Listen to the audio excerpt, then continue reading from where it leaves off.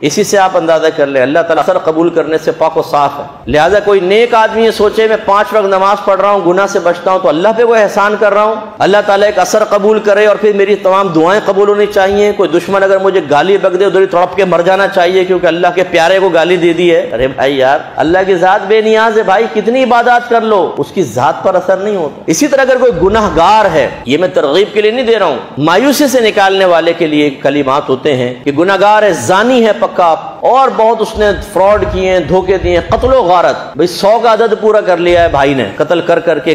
100 کا عدد پورا کر لیا۔ تو قتل کرنے والوں کی قیمت انڈر ورلڈ میں زیادہ ہوتی ہے کیونکہ لوگوں کا کسی کا بلڈ نکلتے ہوئے دیکھیں، آدمی تھوڑا پڑا اور پھر بھی اس کا سخت دل رہے، اس کو وومیٹنگ نہ ہو، اس کا مطلب یہ بڑا مضبوط آدمی ہے۔ اور ایسے مضبوط آدمیوں کی بہت ساروں کو ضرورت ہوتی ہے کیونکہ لوگوں کو مروانا ہوتا ہے۔ ہم تو چونٹی نہیں مار سکتے صحیح طریقے سے، چوہا ماریں تو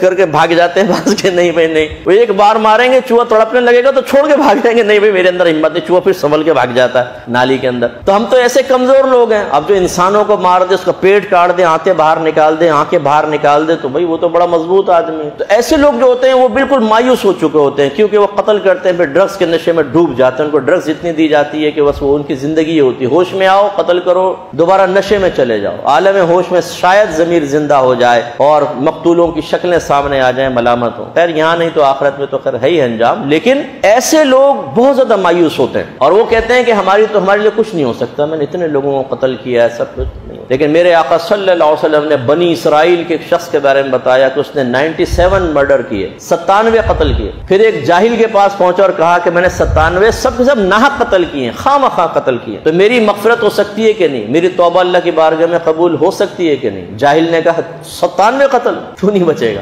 اس نے کہا نہیں بچوں گا تو کیوں بچ رہا ہے، تم بھی آ جاؤ، حدیث میں نہیں ہے، میں اپنے الفاظ میں بیان کر رہا ہوں۔ اسے بھی مار دی، غصے میں آیا، پھر 98، پھر 99، پھر 100 قتل، اسی طرح جاہلوں کے مشوروں پر غصے میں آگے 100 قتل کر دی۔ پھر ایک عالم کے پاس پہنچا، آپ لوگ عالم کو وقت نہیں دیتے نا، اسی لیے آپ کے موبائل کی کانٹیکٹ لسٹ میں کسی عالم کا نام نہیں ہوگا، کسی صاحب علم کا نام رکھنا آپ اپنی توہین سمجھتے ہیں شاید، یا یہ سمجھتے ہیں کہ بیکار لوگوں کے نام یہاں رکھنے کا فائدہ کیا، بیکار عالم نہیں، بجلی والا، اے سی والا، پانی کی موٹر والا، پان والا، سب کے نمبر ہوں گے اس کے اندر کیونکہ وقت پہ ہمیں اس کو بلانا ہوتا ہے، مینٹیننس کا کام کرا۔ عالم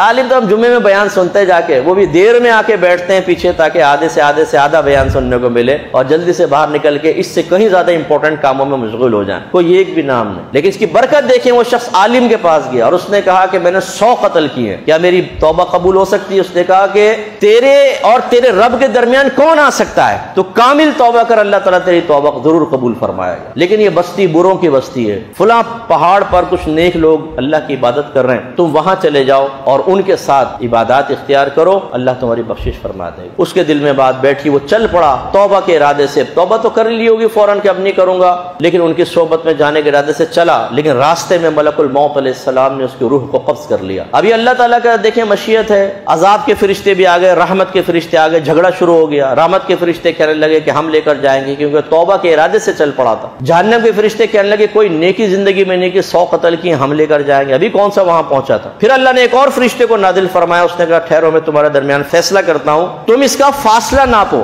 اگر یہ بروں کی بستی سے قریب ہے تو جہنم میں جائے گا، نیکوں کی بستی سے قریب ہے تو جنت میں جائے گا۔ ایک روایت میں ہے جب ناپا گیا تو وہ بروں کی بستی سے ایک بالش قریب تھا، لیکن اللہ نے حکم دیا زمین کو کہ سمٹ جا، زمین سمٹ گئی اور وہ ایک بالش نیکوں سے قریب ہو گیا اور اللہ تعالیٰ نے اس کی بخشش و مغفرت فرما دی۔ لیکن یہ کس کے لیے ہے؟ جو مایوس ہوتا ہے اس کے لیے، کہ بھئی مایوس نہ ہو، آؤ اپنے رب کی طرف، آپ کے گناہوں نے اللہ کا کچھ نہیں بگاڑا۔ اللہ تعالیٰ کوئی انسان نہیں ہے کہ اگر آپ ماں سے 4 5 6 دفعہ بدتمیزی کر لیں، باپ سے کر لیں تو وہ ہمیشہ کی زندگی بھر ناراض ہو جائے اور وصیت کر دیتا ہے اس کا کمبخت کو میرے جنازے میں نہیں آنے دینا۔ دیکھا ہے آپ نے، ماں باپ ناراض ہو جاتے، لیکن اللہ تعالیٰ ایسا نہیں ہے، وہ اس کی بے نیازی ہے، وہ شان بے نیازی کا حامل ہے، وہ اثرات قبول نہیں کرتا۔ آپ ہزارہ گناہ کر کے بھی اللہ کی بارگاہ میں کامل توبہ کریں گے، اللہ تعالیٰ بخشش فرما دے۔ لیکن اس کا مطلب یہ نہیں ہے کہ ہم یوں روش اختیار کریں کہ توبہ کر کے پھر گناہ کریں، توبہ کر کے پھر اور سوچیں اللہ تو بخش دے گا۔ میرے آقا صلی اللہ علیہ وسلم نے فرمایا جو توبہ کے ساتھ ساتھ گناہ نہ چھوڑے